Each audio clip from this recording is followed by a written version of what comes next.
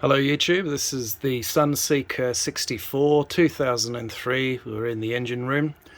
So she's got two MANs, whichever you prefer, 1050s.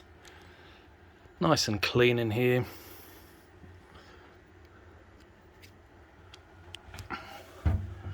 We go to the back. So we got a desal.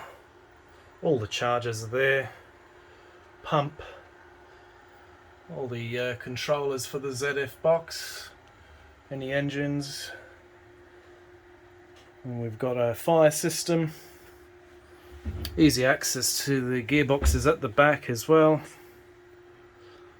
and then we've got our own 17 kilowatt generator. You can just about see the hot water tank on that side. Nice easy access